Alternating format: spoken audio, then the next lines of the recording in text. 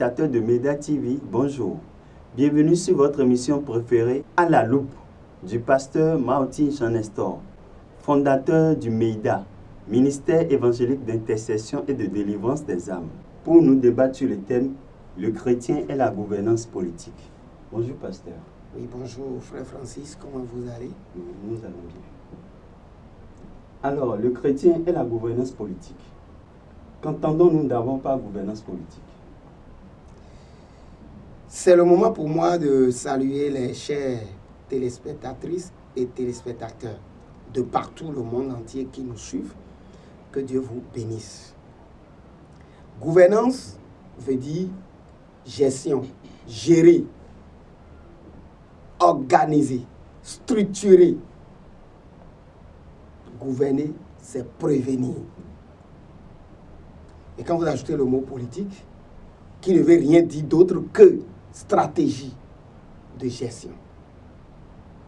Donc, gouvernance politique, c'est peut-être redondant, parce que gouvernance égale aussi politique. Politique égale gouverner.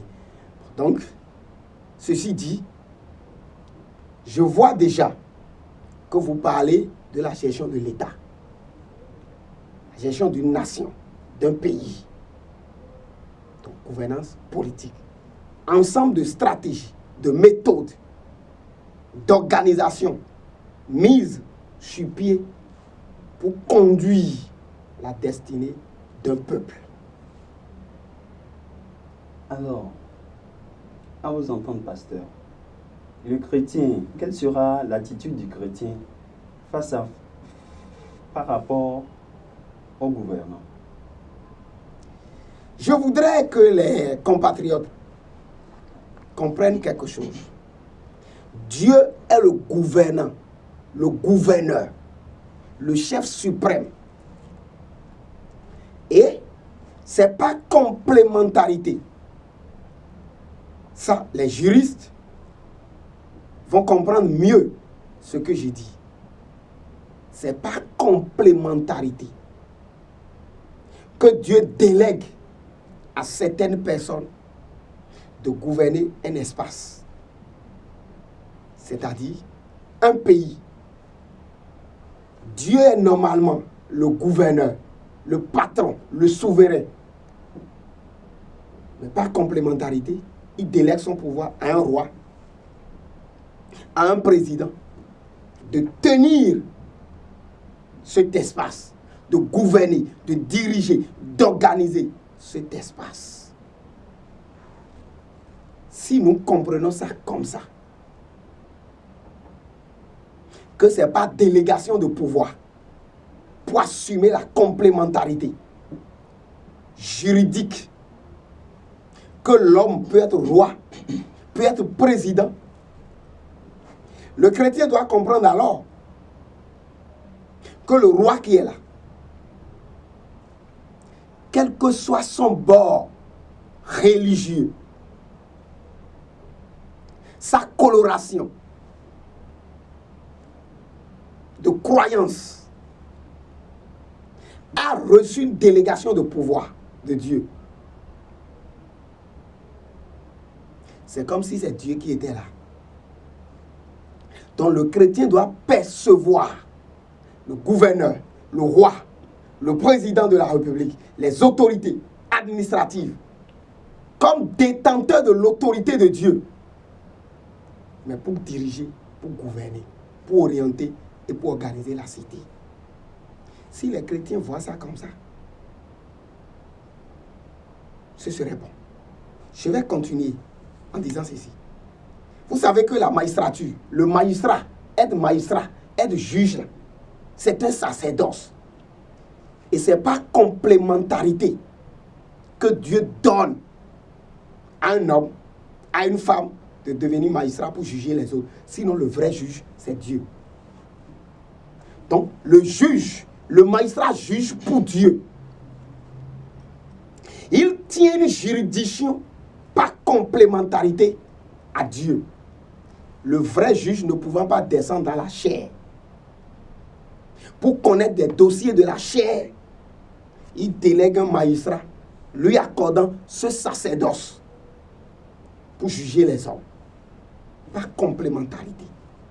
Si nous comprenons ça comme ça, le juge qui siège pour nous juger émane de Dieu, a un pouvoir que Dieu lui a confié pour juger. Maintenant, là où le bas blesse et les chrétiens ne comprennent pas, c'est que pourquoi le magistrat va mal juger? Pourquoi le président va mal diriger le pays? Pourquoi les autorités vont prendre des décisions qui, des fois, ne cadrent pas avec Dieu? C'est là qu'il y a problème. À vous entendre, pasteur. Donc, le chrétien, à vous entendre, peut aussi accéder à des postes de responsabilité. Je dis bien que ce n'est pas complémentarité à Dieu que le président de la République est là. Parce que Dieu même ne peut pas venir s'asseoir là pour gérer cet espace. Donc, il délègue un pouvoir à celui qui est élu, celui qui a accédé à ce poste. Pourquoi Dieu ne peut-il pas déléguer ce pouvoir-là à un chrétien? Et ce qui serait même mieux, c'est que ce soit un chrétien qui soit là. Ce qui serait mieux, c'est que ce soit un enfant de Dieu qui serait là. C'est pourquoi David est devenu roi en Israël. Salomon est devenu roi en Israël. Déborah, dans la Bible, est devenue juge. Samson a pu gérer. Jephthé, Gédéon, ainsi de suite. Donc, ce n'est pas interdit que le chrétien ait un poste de responsabilité. Alors, dans l'exercice de tout pouvoir, il peut arriver qu'il y ait abus de pouvoir ou d'autorité. Très bien. C'est là que les chrétiens doivent faire beaucoup attention. Quand vous lisez Acte 13, vous verrez le proconsul qui devait gouverner un espace. C'est peut-être le maire d'une commune. Mais à côté de lui, on a Elimas, Bar Jésus, qui est un magicien, qui a été placé par le diable pour influer, pour influencer, pour détourner toutes les décisions du proconsul. C'est-à-dire que l'autorité, lorsqu'il est influencé par les esprits mauvais, ne peut plus prendre une bonne décision. Et c'est ce qui arrive dans nos pays. Physiquement, on parlera de mafia quand ils prennent en otage le gouverneur, le maire, le préfet, le président de la République, le ministre. Les actions ne sont plus orientées dans le bon sens. Lorsque la sorcellerie arrive à s'installer dans les instances de décision, quelle décision vous voulez qu'ils prennent si ce n'est pas pour nuire au peuple? Lorsque la magie, les loges prennent possession du pouvoir, quelle décision vous voulez qu'ils prennent, ces autorités? Ils sont influencés. Physiquement ou spirituellement. Vous voyez dans la Bible, David, roi d'Israël. Lorsque Satan était contre Israël, Satan l'a incité à prendre une mauvaise décision. Satan est allé inciter David à faire le dénombrement. La catastrophe. Allez-y voir. Donc, c'est ça que les chrétiens doivent comprendre. Que Satan peut inciter les gouvernants à aller dans le mauvais sens. À prendre des lois qui vont nuire. À prendre des décisions qui vont détruire. Et c'est ce qui arrive. Malheureusement. Et quand c'est comme ça, l'exemple que je donnais tout à l'heure de David, c'est dans 1 Chronique chapitre 21, verset 1er. Satan se leva contre Israël. Il incita David à faire le dénombrement d'Israël. Si Satan se lève contre le Bénin, il va inciter le président de la République à prendre une mauvaise direction. Si Satan veut faire souffrir le peuple béninois, si la sorcellerie veut faire pleurer le peuple, les démunis, la population, si les sorciers veulent verser le sang, ils vont influencer les décisions gouvernementales, parlementaires. Si Satan veut boire le sang, il va inciter les gouvernants à aller dans le sens de la violence. Ils vont poser des actes qui vont entraîner la violence. C'est ça, les chrétiens doivent comprendre. Ce n'est pas le gouverneur lui-même qui est Satan. Mais c'est que Satan peut rester sous sa chaise, le porter, l'utiliser pour atteindre un objectif. Alors, dans les analyses des faits sociopolitiques, quelle sera la prise de position du chrétien? Voilà. Le chrétien, la Bible dit que nous devons prier pour les autorités. Je suis en train de compléter l'autre développement. C'est pourquoi il est impérieux que les chrétiens prient pour leurs autorités, afin que Dieu les oblige à prendre le bon sens, à prendre les décisions qui arrangent la nation, à prendre les lois constructives, à nommer des citoyens honnêtes.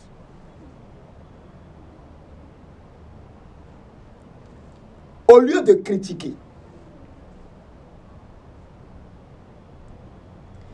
la critique détruit,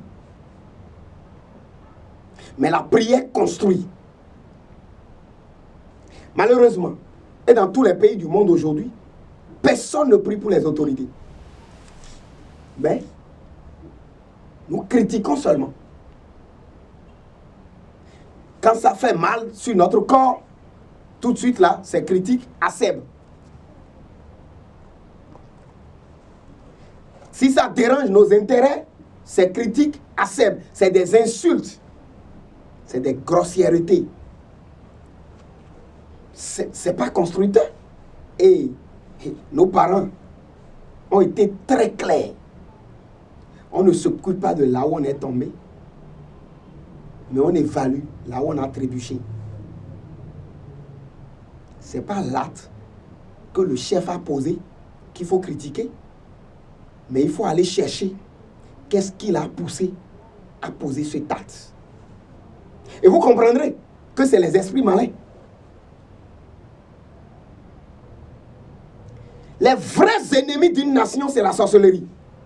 C'est les sorciers, c'est les magiciens. Les vrais ennemis d'une nation, c'est les sorciers. Et je vous dis, de par leur pouvoir, qu'est la rematérialisation et la télédéportation, ils peuvent influencer la pensée, la mentalité, les actes du président, de l'autorité, même de tout un parlement, et les envoyer dans la dérive, qui va provoquer plus tard des révoltes, la violence, la guerre même. Ce n'est pas le jour où la guerre commence que la guerre a été préparée. Les esprits ont préparé la guerre sur 5 ans, sur 10 ans, avant qu'elle ne s'éclate. Quand je prends le cas du Bénin, qui est en train de prier aujourd'hui pour les autorités, peut-être 1%. Les 99% restants, c'est critique. Oui, parce qu'un pasteur ne s'est pas encore levé pour dire on veut prier pour la nation. Ça aussi, c'est même une comédie. Ce n'est pas de cette prière collective, c'est chacun sur ses genoux. Parce que vous priez pour le régime en place, on va vous traiter de mouvancier. Vous critiquez, on va vous traiter d'opposant. Qu'est-ce que vous allez faire? Le chrétien, son rôle, c'est de prier. Il n'a pas besoin qu'on organise une séance de prière. Si moi, aujourd'hui, je dois organiser une réunion de prière pour prier pour la nation béninoise, quand il va donner la première requête, on va me traiter d'opposant. Quand il va donner la deuxième requête, on va me traiter de mouvancier. L'un dans l'autre, je ne le suis pas. Je suis un patriote, un citoyen, un constructeur, même un développeur. Je travaille pour l'évolution de la nation. En ce qui me concerne, position affichée, ça dépend. Nous avons vu Daniel, que Dieu a positionné à côté du roi pour défendre la royauté, les décisions du roi, pour soutenir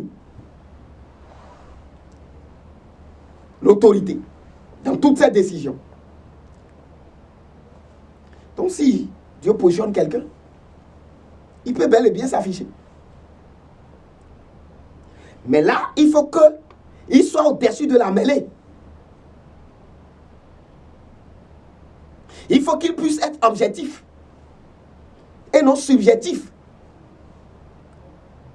Il faut qu'il soit concret et non abstrait. Il faut qu'il soit vraiment lucide. Et que sa prise de position soit dans la ligne du développement, de l'évolution. Alors, pasteur, le chrétien doit-il payer l'impôt?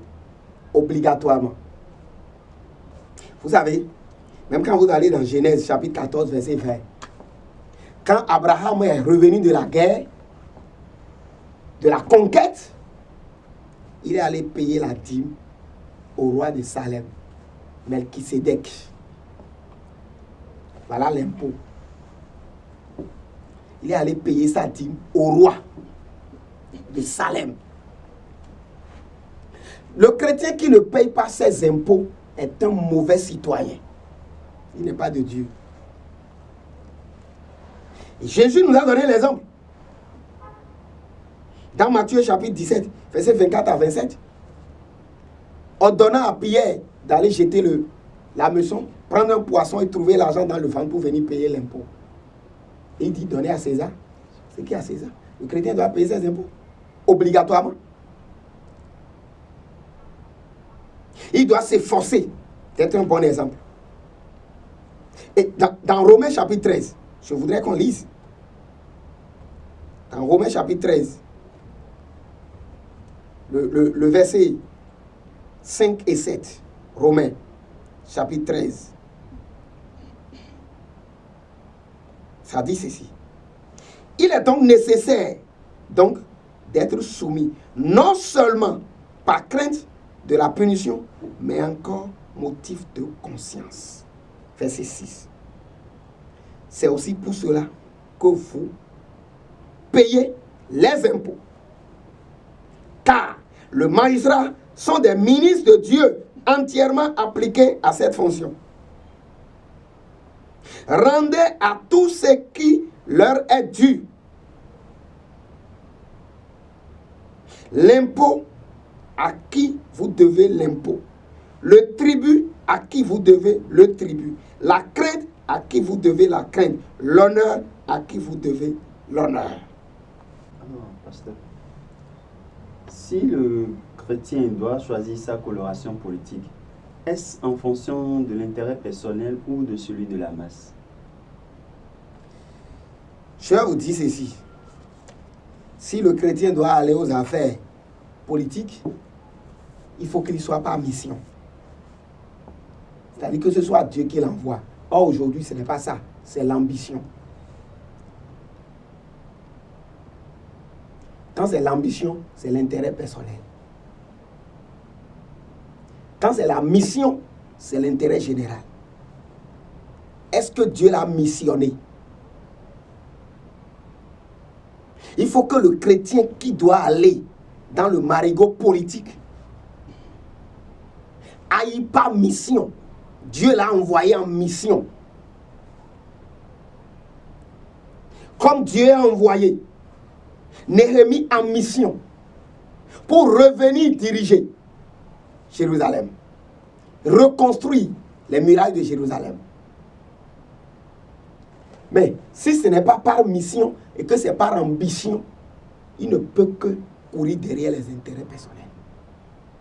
Vous allez voir même que ces prises d'opposition seront biaisées. Les arguments seront des arguments fallacieux.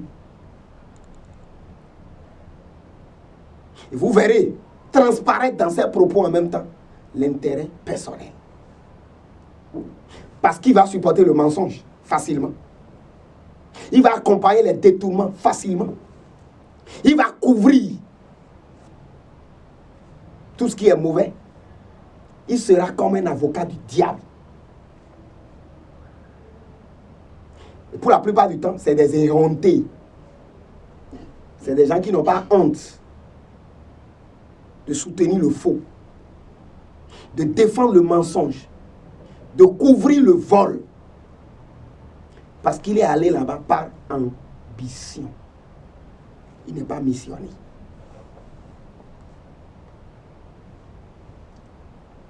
S'il est missionné, il sera irréprochable.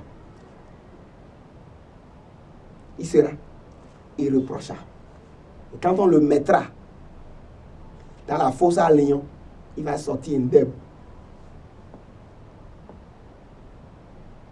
Quand on va fouiller sa gestion, on n'aura rien à lui reprocher. Si c'est mission de Dieu, mais si c'est ambition là, il va se faire noyer. Il va se rallier. Il va prendre les pots de vin. Il va se rallier à la corruption. Parce qu'elle est douce, hein, la corruption. C'est pourquoi aucun gouvernement n'arrive véritablement à éradiquer ça.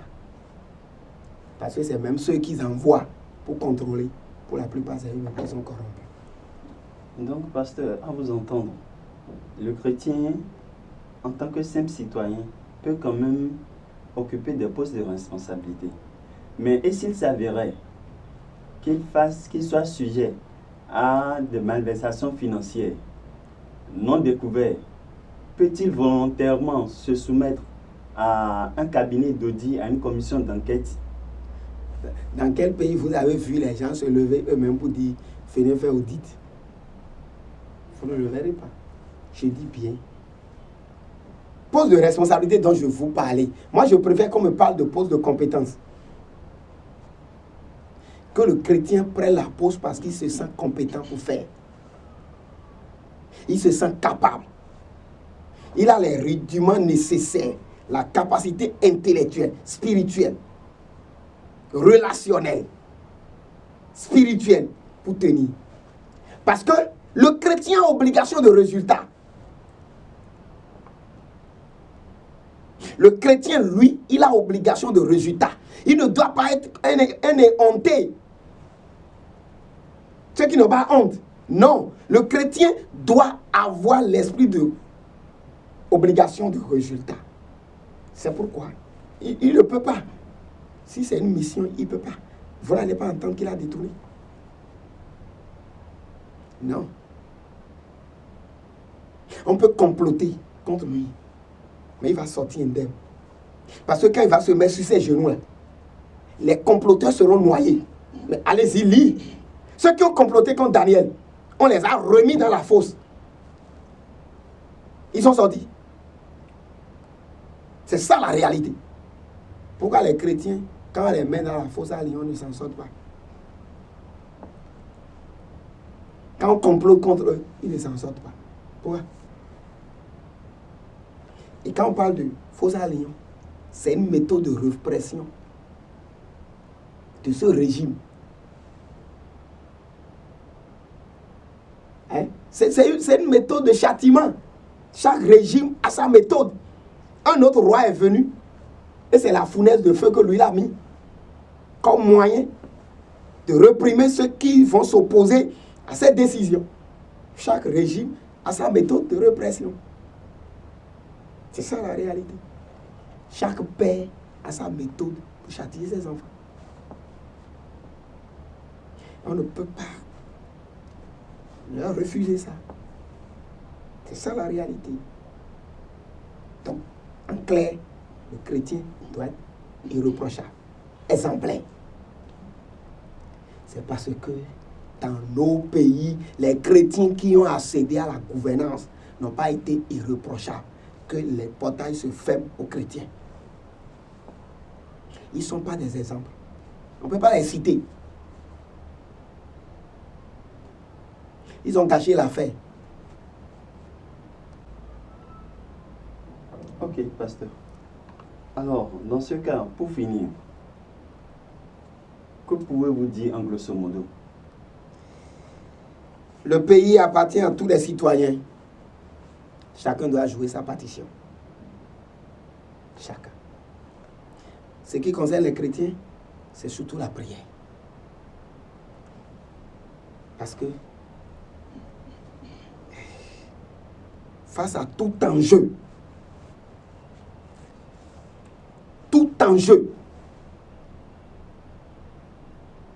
les dossiers d'ordre public qui concernent la population, il y a ce que l'on appelle la mafia.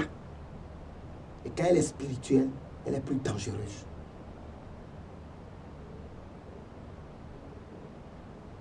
Le Bénin, financièrement, est assiégé.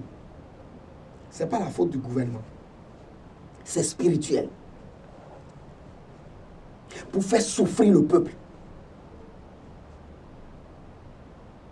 Et les chrétiens doivent aller au combat spirituel pour libérer les finances de ce pays. Tout le monde en souffre. Et nous nous arrêtons seulement aux critiques. Depuis 1990, tous les gouvernants, tous les régimes ont été critiqués. Qu'est-ce que les critiques ont produit? Rien. Le moment là, c'est la prière. Donc ma conclusion, c'est que les chrétiens aillent sur leurs genoux pour prier pour la nation.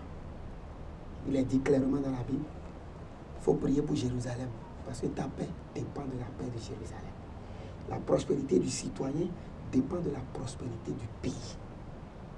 La paix du citoyen, même le pasteur, sa paix, dépend de la paix du pays. Qu'il soit fidèle, enseignant.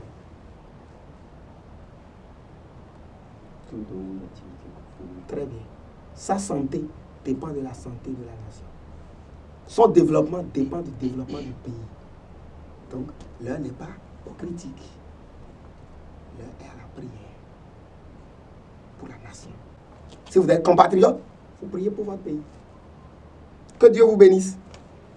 Amis téléspectateurs de Média TV, c'est la fin de votre émission préférée à la loupe. C'était un entretien avec le pasteur fondateur du MEDA, Martin Jean Nestor, ayant débattu sur le thème « Le chrétien et la gouvernance politique ». Bonne suite des programmes sur Média TV.